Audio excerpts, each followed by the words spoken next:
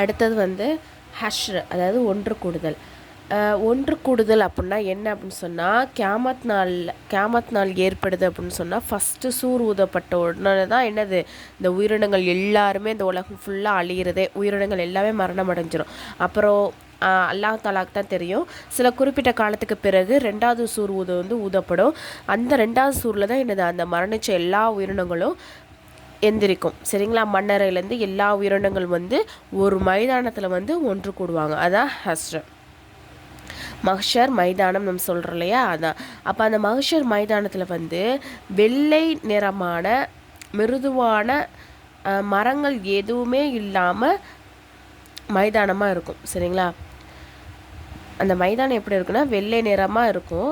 அங்கே வந்து எந்த ஒரு மரமோ மலை குன்றுகளோ எதுவுமே இருக்காது, பொட்டல் பூமியாக தான் இருக்கும். சரிங்களா? அப்போ வந்து அதில் வந்து ஒவ்வொருத்தவங்களும் ஒவ்வொரு நிலைமையில் வந்து அந்த மைதானத்துக்கு வந்து சேருவாங்க. காஃபிர்கள் எப்படி தலைகீழாக நடந்து இம்மைதானத்துக்கு வந்து சேருவாங்க அப்படின்னு சொல்கிறாங்க. அந்த நாளுடைய திடுக்கம் எப்படி இருக்குமெனின், ஒவ்வொருவருக்கும் தன்னை பற்றிய கவலை தான் இருக்கும். தன்னுடைய மனைவியோ சகோதரனோ நண்பர்கள் பெற்றோர்கள் யாரை பார்த்தாலும் என்ன பண்ணுவாங்கன்னா பேச மாட்டாங்க, எதுவுமே பண்ண மாட்டாங்க. அவங்கள பார்த்து தெரிச்சு தான் ஓடுவாங்க. ஏன்னா அவங்க வந்து நம்மள்கிட்ட வந்து நன்மையை வாங்கிடுவாங்களோன்னு பயந்துக்கிட்டு அவங்க நிலைமையை தான் நினச்சி கவலையாக அவங்களுக்கு வந்து இருப்பாங்க. சரிங்களா? அப்போ வந்து அதான் நம்ம இந்த உலகத்தில் எப்படி நம்ம வந்து இவங்க இல்லாமல் என்னால் உயிரே வாழ முடியாது, என் உயிரை கூட கொடுப்பேன்னு நம்ம எந்த அளவுக்கு சொல்கிறோமோ இந்த உலகத்தில், ஆனால் மறுமை நாளில் அப்படி அதுக்கு பேச்சே இடம் இல்லை. அவங்கவுங்க நிலைமையை பார்த்துட்டு தான் தெரிச்சு ஓடுவாங்க, யாருக்குமே ஹெல்ப் பண்ணவே மாட்டாங்க. அதுதான் அல்லாஹ் தஆலா சொல்கிறான்.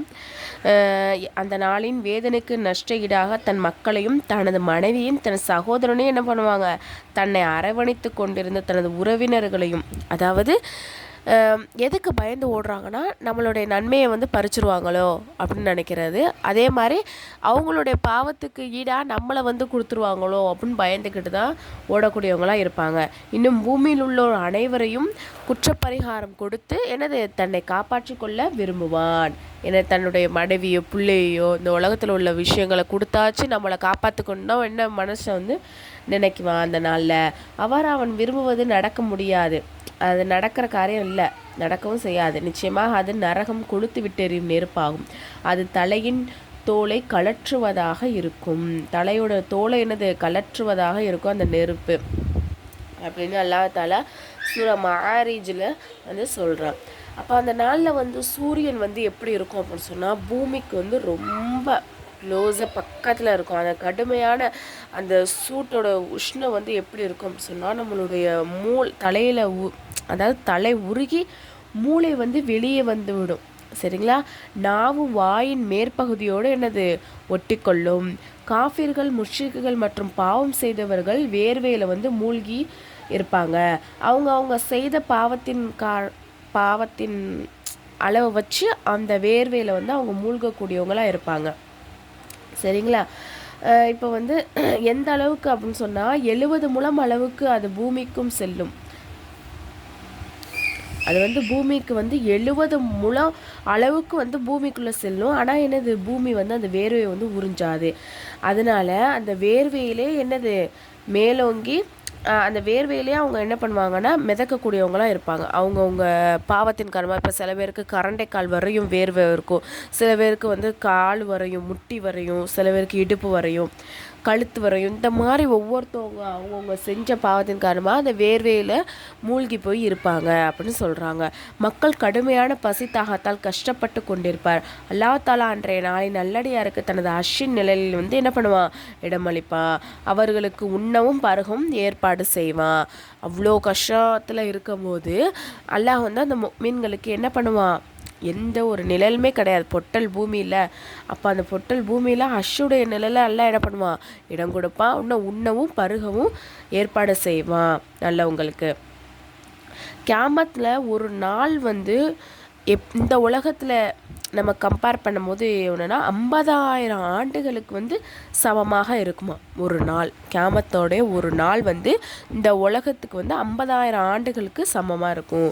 விசாரணை செயலேடு வழக்குகள் போன்றவற்றை வந்து ஒரு நீண்ட காலம் கழிந்துவிடும். மக்கள் கவலையில் ஆழ்ந்திருப்பர்.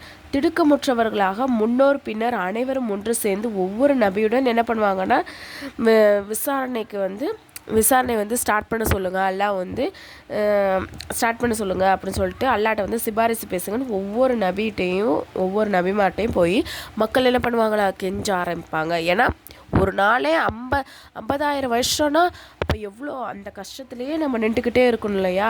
அதனால தான் மக்கள் என்ன பண்ணுறாங்க, சிபாரிசு பண்ணுங்க நபிமார்ட்ட போய் கெஞ்சக்கூடியவங்களாக இருக்கிறாங்க. அப்போ ஒவ்வொரு நபிமார்களும் என்ன பண்ணுறாங்க, எங்களால் சிபாரிசு செய்ய முடியாது அப்படின்னு சொல்லிட்டு கடைசியில் யார்கிட்ட, முகமது நபிகிட்ட வர்றாங்க. அப்போ முகமது நபி என்ன பண்ணுறாங்க அப்படின்னு சொன்னால் அல்லாவோட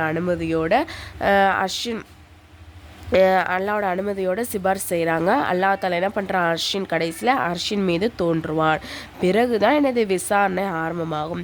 மனிதர்கள் செய்த அமல்கள் அனைத்தும் எடை போடப்படும். இந்த பாடத்தோட கொஷின் ஹஷ்ர் என்று எதற்கு கூறுவார்கள்? மஹ்ஷர் மைதானத்திற்கு காஃபிர்கள் எவ்வாறு வருவார்கள்? பாவம் செய்தோர் வேர்வையில் எவ்வாறு மூழ்கியிருப்பர்? கியாமத்தின் ஒரு நாள் எத்தனை வருஷத்துக்கு சமமானது?